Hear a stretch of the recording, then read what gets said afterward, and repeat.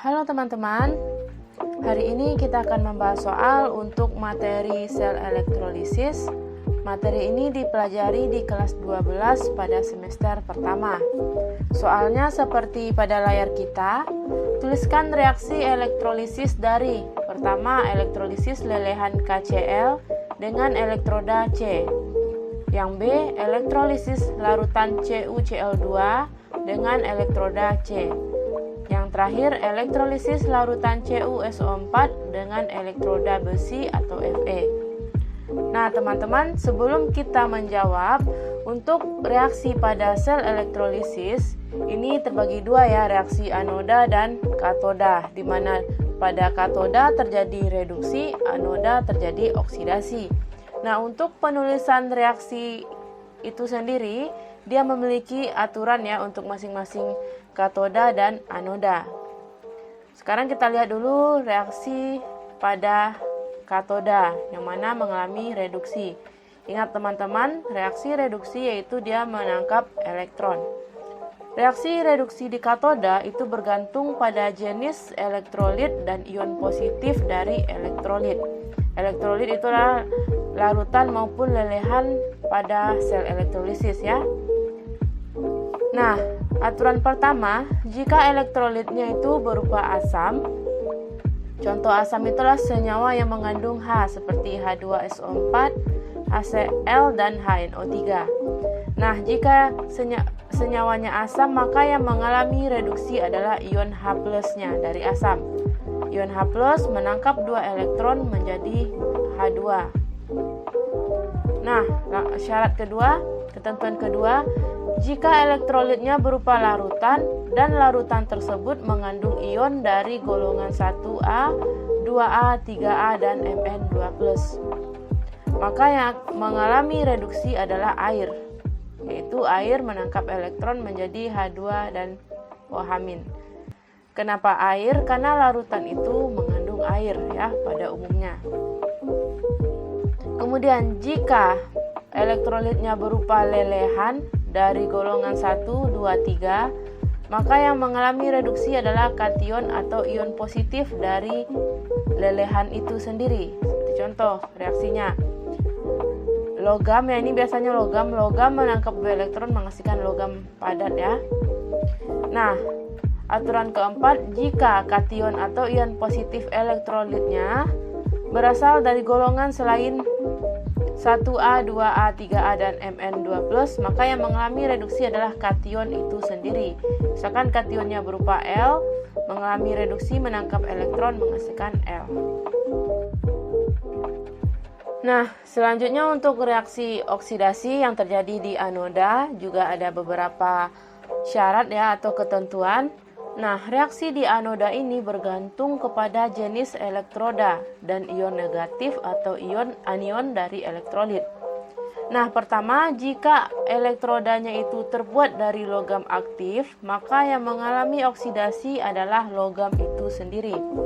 Ini adalah reaksi oksidasi logam.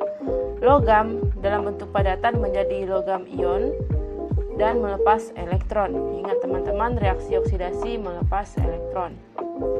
Kemudian jika elektrodanya terbuat dari bahan inert yaitu karbon, AU, dan PT, maka yang mengalami oksidasi adalah anion atau ion positif dari elektrolit dengan ketentuan.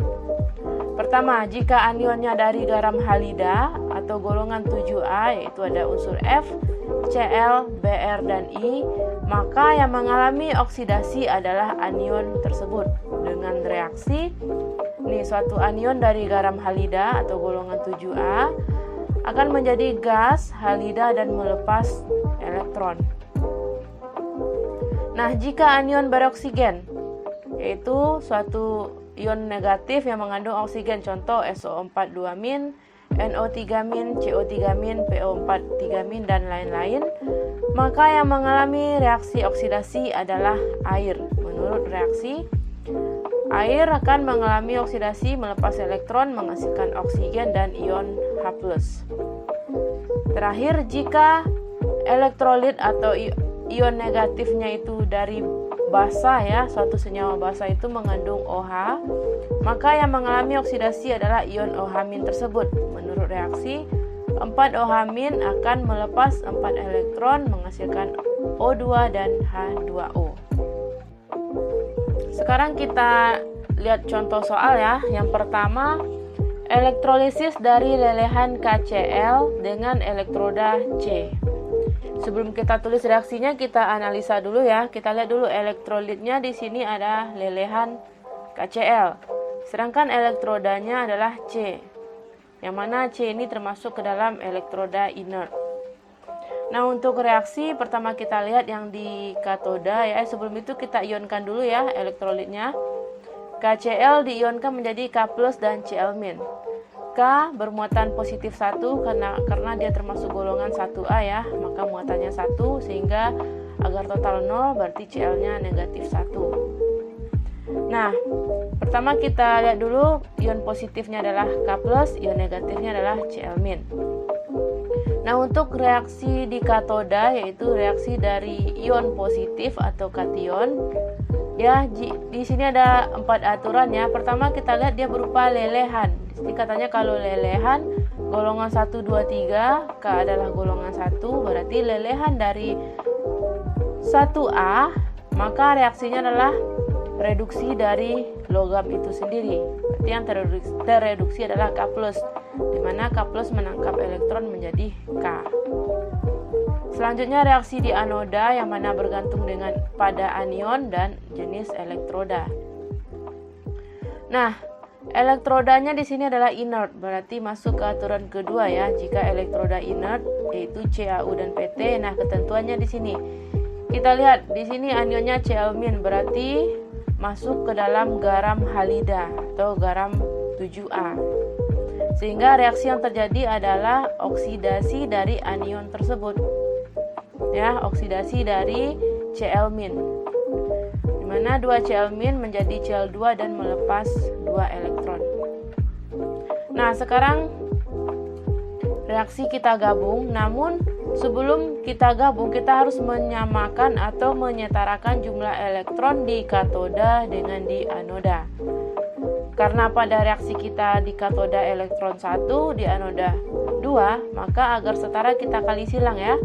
Di atas kita kali 2, yang di bawah kita kali 1. Sekarang baru kita tulis kembali hasil pengalian. Kalau dikali reaksinya semua koefisien berubah ya. Di anoda, katoda menjadi 2K+, 2E dan 2K. Di anoda tetap karena dikali 1. Nah, sekarang kita jumlahkan karena elektron di katoda di sebelah kiri, di anoda sebelah kanan, maka akan saling habis. Sehingga reaksi penuhnya adalah 2K+ tambah 2 Cl- menghasilkan 2K tambah Cl2.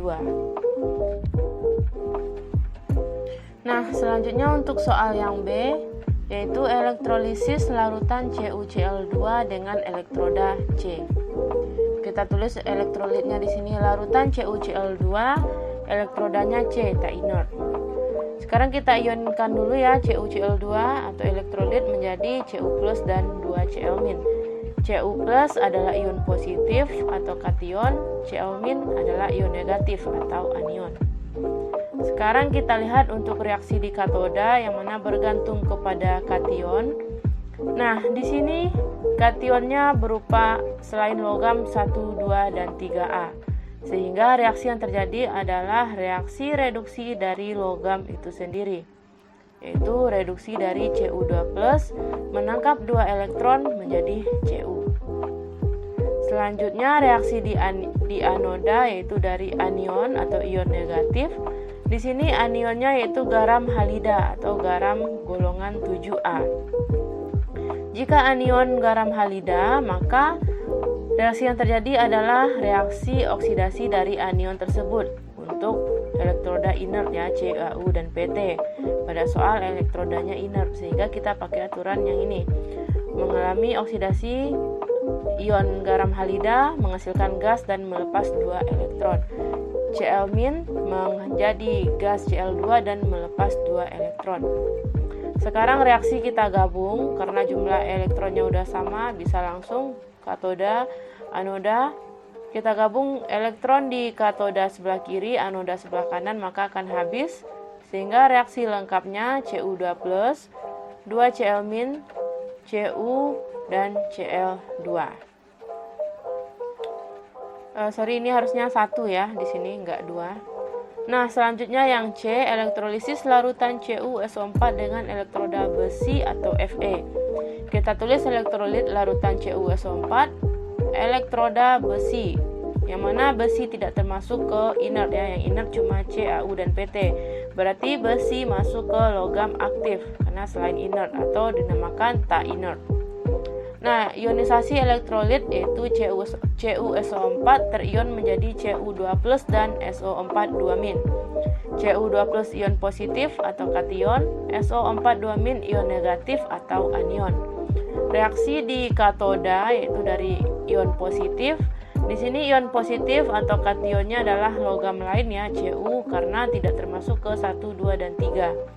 Maka yang mengalami reduksi adalah logam Cu itu sendiri. Berarti Cu2+ menangkap 2 elektron menjadi Cu. Selanjutnya reaksi di anoda.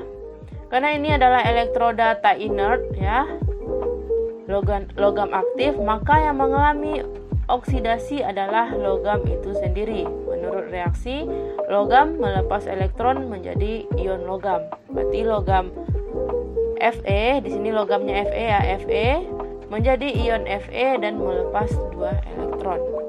Selanjutnya kita gabung reaksi. Karena jumlah elektron di katoda sudah sama dengan jumlah elektron di anoda, sini sama-sama 2, maka kita bisa langsung gabungkan. Di sini kita tulis kembali. Nah, katoda elektron sebelah kiri, anoda elektron sebelah kanan, maka akan saling habis sehingga reaksinya menjadi Cu2+, Fe menjadi Cu dan Fe2+.